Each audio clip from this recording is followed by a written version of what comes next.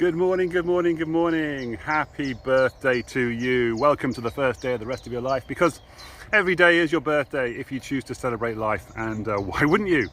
Look at this lovely, beautiful, sunny day that we're in today. It's a bit hazy here, but that's fine because the weather is just the weather.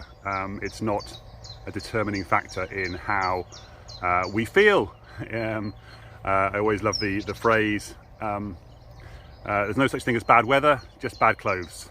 I think somebody said it slightly differently than that, but that's my version of that anyway. But anyway, how are you doing today? Happy birthday.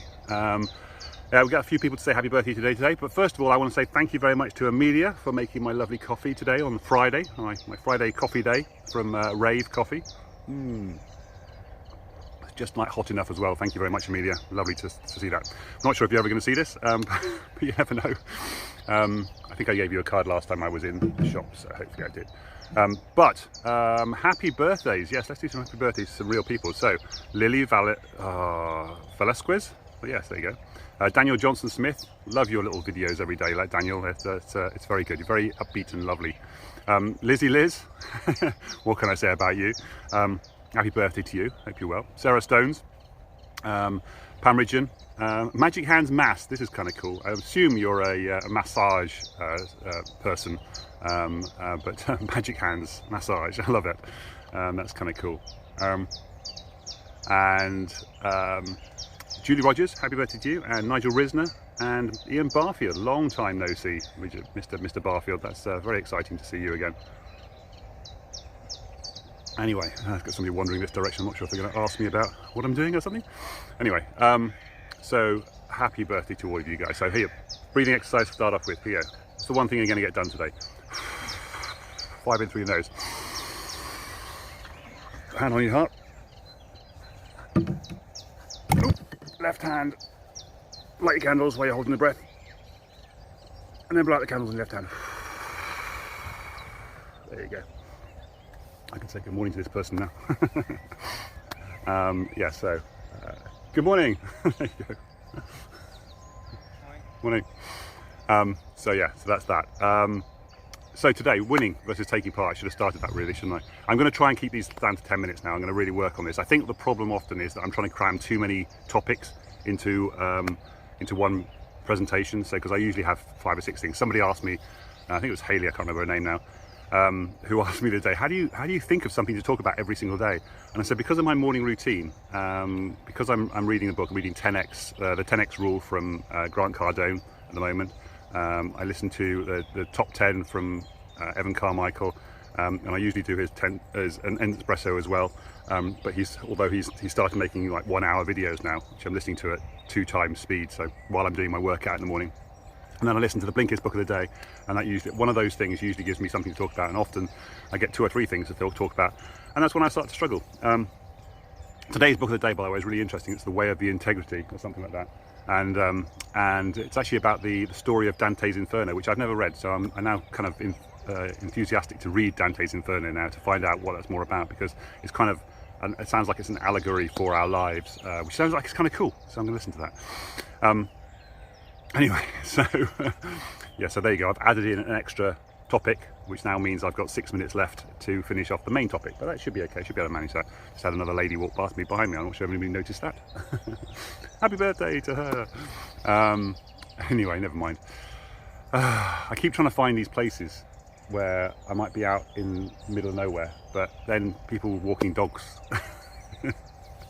come and find me, because I guess they're trying to do the same thing with their dogs. Yeah, well, never mind. So, winning versus taking part. I've heard this recently. There was a thing on BBC just recently where they were going around talking about, because it was Andy Murray who was going to play tennis, and they were saying, is winning important, or is it just the taking part that's important? And I remember this phrase saying, it's not the winning that's important, it's the taking part that's important. And I'm trying to work out where that came from. But then I've also heard people saying winning is everything. And then I've heard people saying winning, from the 10x book this morning from Grant Cardone, he was saying success is everything. And then he was saying that there's a really stupid trait which is success is a journey, not a destination. And I thought, well, that's interesting. Because I've also heard that happiness is the journey and not the destination.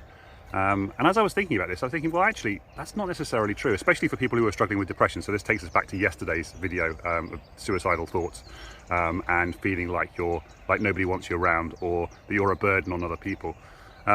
Sometimes success isn't the goal.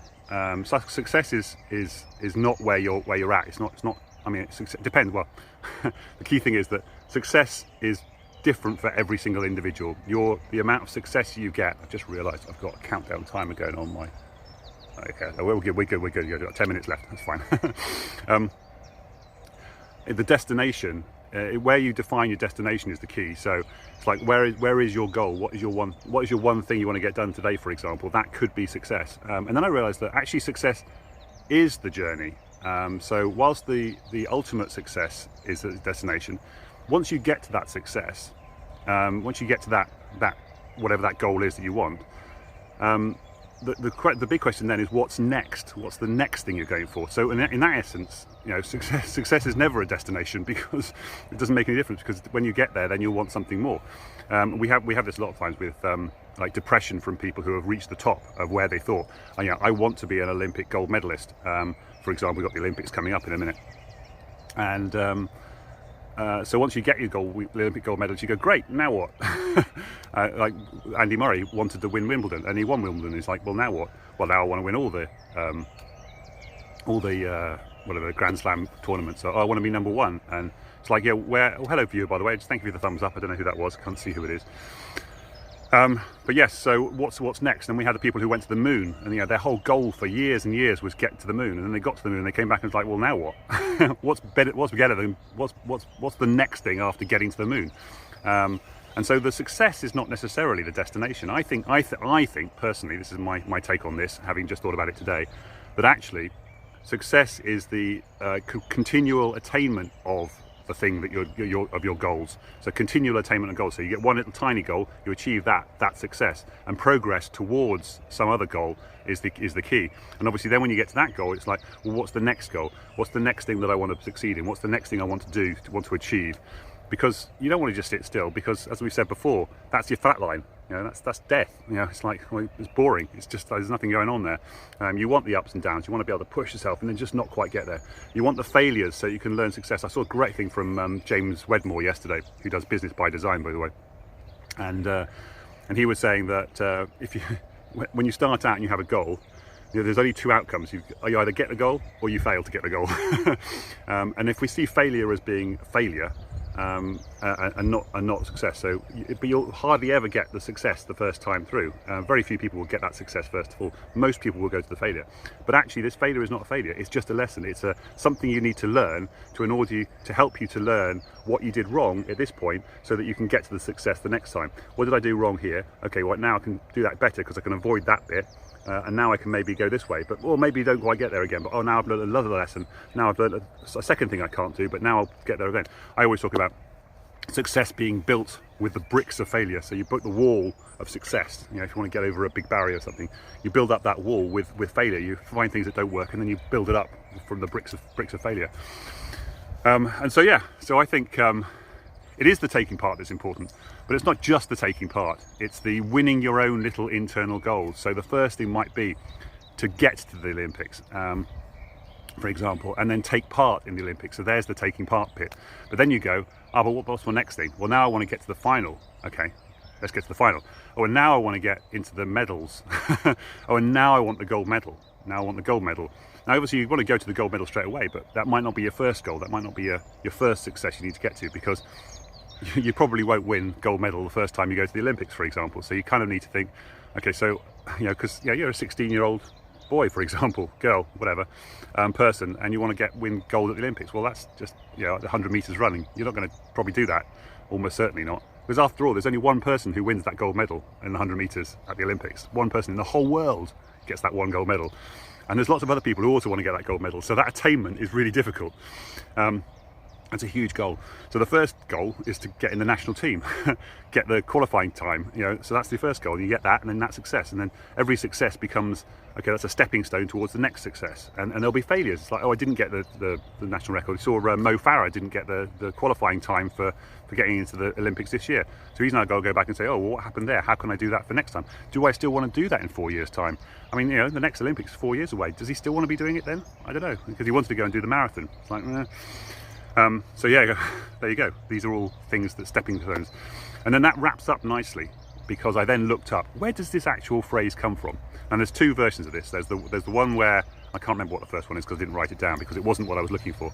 But there's I think it's like winning is everything, I think is the threat. If you Google it, you'll find it. It's a famous speech from somebody, I can't remember who it was exactly. But actually, the original phrase was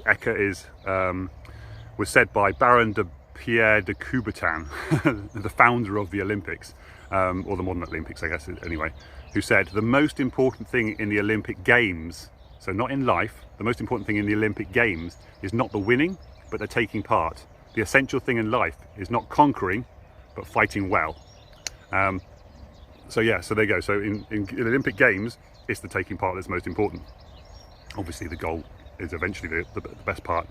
But the essential, and then he says, the essential thing in life is not conquering the people around you, not conquering life, but fighting well. Now, okay, that's a little bit adversarial and so forth, but it's about enjoying the life that you're doing, enjoying the little things in life, enjoying the moments in your life, having fun, taking care of yourself. And this comes back to the suicide thing we were talking about yesterday. Are you enjoying things in your life? Are you looking for the good bits in your life? This is where my create happy thoughts process comes into it. If you want that, comment below.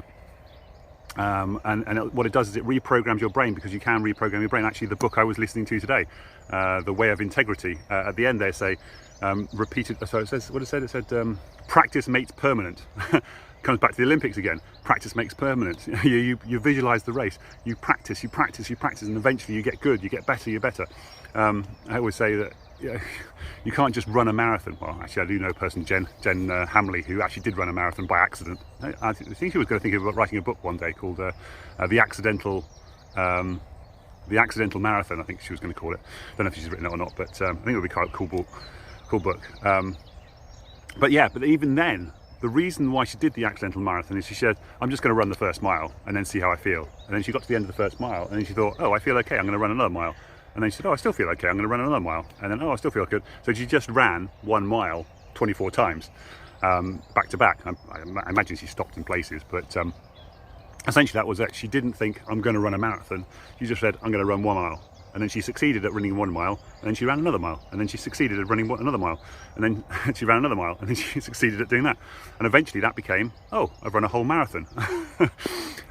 So it's kind of a cool concept in that respect, and that's what life is like. What's your one little thing? What's the one thing you're going to get done today? Let's achieve that. Let's reward that. Let's success. Let's celebrate that, which is why we go on to what's the one thing you're going to get done in the next hour?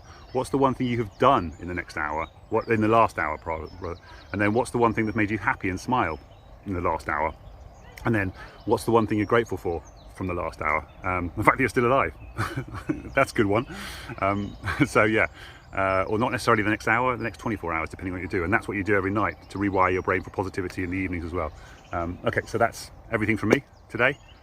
Didn't quite manage to keep that under 10 minutes, but I'm getting the idea. You can see I did like 2 or 3 minutes at the beginning, sort of setting it up. But there's the idea. One particular idea, less than 10 minutes. That's the idea in the future. So let's get that going. And I'll see you tomorrow. I have no idea what tomorrow's topic is going to be, because every day is new. Every day is an adventure. Happy birthday, everybody. Remember, celebrate your birthday every day. Celebrate life every day. Sending you love into the world. Take care of yourselves, and bye for now. See you tomorrow.